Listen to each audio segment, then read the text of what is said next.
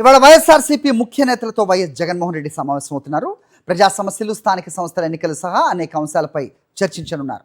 ఈ సమావేశానికి ఎమ్మెల్యేలు, సమన్వయకర్తలు, ప్రధాన కార్యదర్శులు, స్టేట్ డిప్యూటీ జనరల్ సెక్రటరీలు హాజరు కానున్నారు. రైట్, ఈ భేటీపై మరింత సమాచారం మా ప్రతినిధి రవీందర్ అందిస్తారు. రవీందర్, చెప్పండి, వైఎస్ఆర్సీపీ ముఖ్య నేతలతో వైఎస్ జగన్మోహన్ రెడ్డి సమావేశం అవుతున్న అప్డేట్ చూస్తూ ఉన్నాం. ఏ అంశాలు చర్చకు వచ్చే అవకాశం ఉంది? ఎలాంటి దిశానిర్దేశం ఇవ్వబోతున్నారు? ఏంటి మీ దగ్గర ఇన్పుట్స్?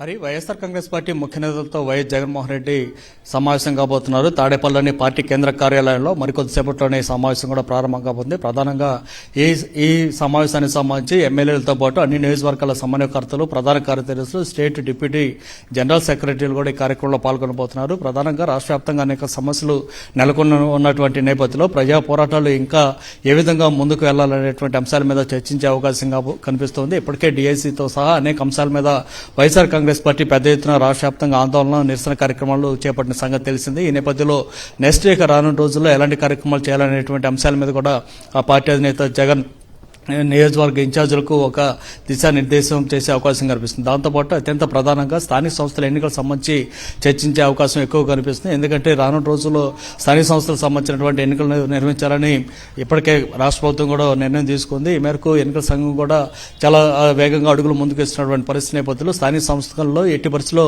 గెలిచి తీరాలనేటువంటి అంశం మీద వైఎస్ జగన్ ఇన్ఛార్జీలకు ఒక దిశానిర్దేశం చేసే అవకాశం కనిపిస్తుంది. ఎందుకంటే ఇప్పటికే గడిచిన 2 సంవత్సరాల్లో చంద్రబాబు ప్రభుత్వం ఎలాంటి హామీలను కూడా అమలు చేయటం లేదు. దాంతోపాటు రెడ్ బుక్ పేరుతోటి ఒక అరాచకాన్ని సృష్టిస్తున్నటువంటి పరిస్థితి ఉంది. ఇక పట్టణాల్లో చూస్తే గానీ ఎక్కడ కూడా మౌలిక సదుపాయాలు కూడా లేకుండా ఇబ్బంది పడుతున్నటువంటి పరిస్థితులు ఉన్నాయి.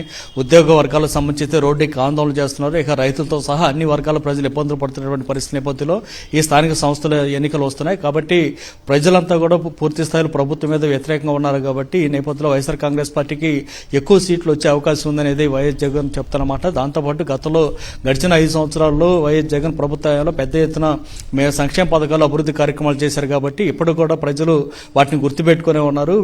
విద్యా, వైద్య రంగాల్లో వచ్చినటువంటి మార్పులతో సహా పెద్ద ఎత్తున ప్రజలకు లబ్ధి చేకూరినటువంటి అంశం ఉంది. కానీ గడిచిన 2 ఏళ్లలో అవేమీ కనపట్లేదు. కాబట్టి ప్రతి ఇంట్లో కూడా జగన్ పరిపాలన, చంద్రబాబు పరిపాలనకు సంబంధించినటువంటి ఒక చర్చ అనేది బేరీజ్ వేసుకుంటూ చేస్తున్నటువంటి పరిస్థితి. కాబట్టి ప్రజల్లో వ్యతిరేకత చంద్రబాబు ప్రభుత్వం మీద ఉంది. అట్లాగే మన మీద మంచి సానుకూలత ఉంది. కాబట్టి ఖచ్చితంగా మనకు మేలు చేకూరే అవకాశం ఉంది. కాబట్టి స్థానిక సంస్థల ఎన్నికల్లో ఎట్టి పరిస్థితుల్లో పోటీ చేయడంతో పాటు గెలిచి తీరాలనేది వైఎస్ జగన్ దిశానిర్దేశం చేసే అవకాశం కనిపిస్తుంది. కానీ చంద్రబాబు ప్రభుత్వం రెడ్ బుక్ రాజ్యాంగాన్ని అమలు చేసే కార్యక్రమంలో భాగంగా చాలా చోట్ల ప్రత్యర్థి పార్టీలకు సంబంధించినటువంటి అభ్యర్థులతో నామినేషన్లు కూడా వేయనీయకుండా చేసేటువంటి ప్రయత్నం చేయడం, లేదంటే అక్రమ కేసులు పెట్టి నిర్బంధించేటువంటి కార్యక్రమాలు చేసినప్పుడు కూడా పార్టీ కేంద్ర కార్యాలయంలో ప్రత్యేకంగా ఒక లీగల్ సెల్ని ఏర్పాటు చేయడం ద్వారా న్యాయ పోరాటం చేసేందుకు కూడా ఒక ప్రయత్నాలు అయితే వైఎస్ఆర్ కాంగ్రెస్ పార్టీ చేస్తుంది. దానికి సంబంధించినటువంటి పూర్తి వివరాలను కూడా ఈరోజు వైఎస్ జగన్ పార్టీ నేతలకు సూచించే అవకాశం కనిపిస్తుంది. ప్రధానంగా స్థానిక సంస్థల ఎన్నికల మీద దృష్టి పెట్టాల్సినటువంటి అవసరం మీద వైఎస్ జగన్ ఈ కార్యక్రమంలో పార్టీ నేతలకు దిశానిర్దేశం చేసే అవకాశమే ఎక్కువ కనిపిస్తూ ఉంది. హరి,